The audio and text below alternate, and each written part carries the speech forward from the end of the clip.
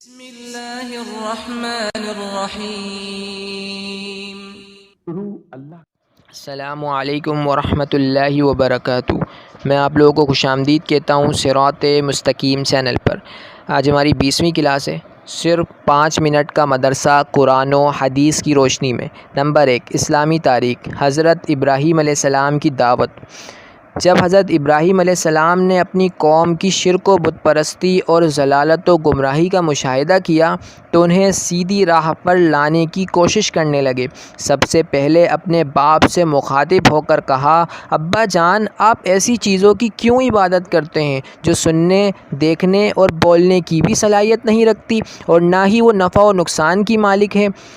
وہ چیزیں بذات خود بے بس اور لاچار ہیں، ان میں اپنے وجود کو بھی باقی رکھنے کی طاقت نہیں ہے۔ ایسی چیزیں دوسروں کے کیا کام آ سکتی ہیں؟ ابا جان، سیدھی اور سچی راہ وہی ہے جو میں بتا رہا ہوں کہ ایک اللہ کی عبادت کرو، وہی موت و حیات کا مالک ہے، وہی لوگوں کو رزق دیتا ہے، اسی کے رحم و کرم سے آخرت میں کامیابی مل سکتی ہے، وہی ہر ایک کو نجات دینے پر قادر ہے اور وہ زبردست قوت و طاقت کا مالک ہے۔ حضرت ابراہیم علیہ السلام نے اس کے بعد قوم کے لوگوں کو بھی انہی باتوں کی نصیحت کی، مگر افسوس کسی نے بھی آپ علیہ السلام کی دعوت کو قبول نہیں کیا۔ ان کے والد نے تو یہاں تک کہہ دیا کہ ابراہیم، اگر تو بتوں کی برائی سے باز نہیں آیا تو میں تجھے سنگسار کر دوں گا۔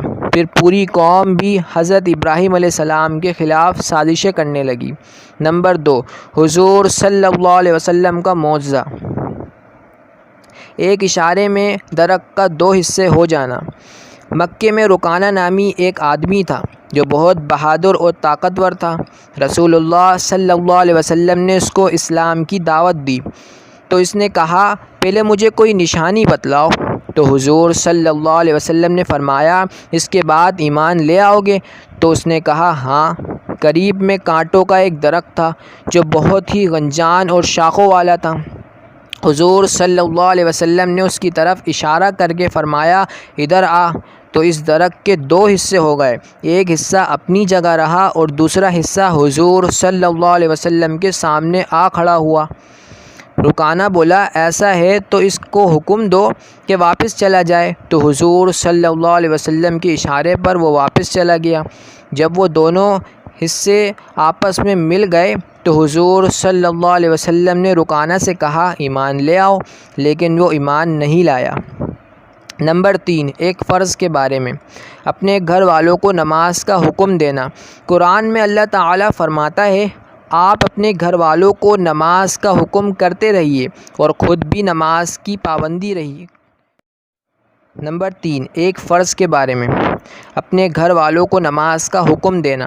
قرآن میں اللہ تعالیٰ فرماتا ہے، آپ اپنے گھر والوں کو نماز کا حکم کرتے رہیے اور خود بھی نماز کے پابند رہیے۔ ہم آپ سے روزی طلب نہیں کرتے، روزی تو آپ کو ہم دیں گے اور اچھا انجام تو پرہیزگاری ہی کا ہے۔ نمبر 4، ایک سنت کے بارے میں۔ اللہ کے رحم طلب کرنا۔ اللہ تعالیٰ سے رحم طلب کرنے کے لیے اس دعا کا اہتمام کرنا چاہیے۔ یہ دعا حضرت موسیٰ علیہ السلام نے کوہ طور پر جاتے وقت پڑھی تھی۔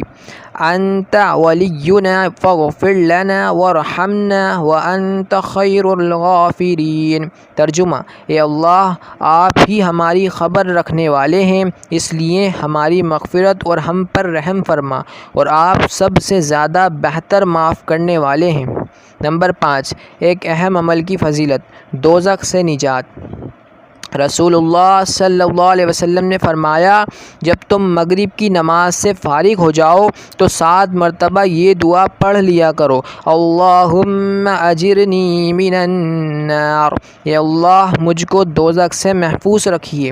جب تم اس کو پڑھ لو اور پھر اسی رات تمہاری موت آ جائے تو دوزخ سے محفوظ رہو گے، اور اگر اس دعا کو 7 مرتبہ فجر کی نماز کے بعد بھی پڑھ لو اور اسی دن تمہاری موت آ جائے تو دوزخ سے محفوظ رہو گے۔ نمبر 6، ایک گناہ کے بارے میں جھوٹی تہمت لگانا۔ قرآن میں اللہ تعالیٰ فرماتا ہے جو لوگ مسلمان مردوں اور مسلمان عورتوں کو بغیر کسی جرم کے تہمت لگا کر تکلیف پہنچاتے ہیں تو یقیناً وہ لوگ بڑے بہتان اور کھلے گناہ کا بوجھ اٹھاتے ہیں۔ نمبر 7، دنیا کے بارے میں دنیاوی زندگی ایک دھوکہ ہے۔ قرآن مجید میں اللہ تعالیٰ فرماتا ہے اے لوگو اللہ کا وعدہ سچا ہے، پھر کہیں تم کو دنیاوی زندگی دھوکے میں نہ ڈال دے اور تم کو دھوکے باز شیطان کسی دھوکے میں نہ ڈال دے۔ یقیناً شیطان تمہارا دشمن ہے، تم بھی اسے اپنا دشمن ہی سمجھو۔ وہ تو اپنے گروہ کے لوگوں کو اس لیے بلاتا ہے کہ وہ بھی دوزخ والوں میں شامل ہو جائیں۔ نمبر 8، آخرت کے بارے میں پل صراط سے اللہ کی رحمت سے نجات۔ رسول اللہ صلی اللہ علیہ وسلم نے فرمایا قیامت کے دن لوگوں کو پل صراط پر سوار کیا جائے گا تو وہ اس کے کنارے سے اس طرح سے گریں گے جس طرح سے پتنگے آگ میں گرتے ہیں، بس اللہ تعالیٰ جسے چاہیں گے اپنی رحمت سے نجات عطا فرمائیں گے۔ نمبر 9، طب نبوی سے علاج، سفر جل کے فوائد۔ حضرت طلحہ رضی اللہ تعالی عنہ فرماتے ہیں کہ میں رسول اللہ صلی اللہ علیہ وسلم کی خدمت میں حاضر ہوا تو آپ صلی اللہ علیہ وسلم کے دستے مبارک میں ایک سفر جل تھا۔ پھر آپ صلی اللہ علیہ وسلم نے فرمایا طلحہ اسے لو کیونکہ یہ دل کو سکون پہنچاتا ہے۔ نمبر 10، نبی صلی اللہ علیہ وسلم کی نصیحت۔ رسول اللہ صلی اللہ علیہ وسلم نے فرمایا میری طرف سے دین کی بات لوگوں کو پہنچاؤ اگرچہ ایک ہی آیت ہو۔ اللہ تعالی ہمارا پڑھنا سننا قبول فرمائے۔ جزاک اللہ۔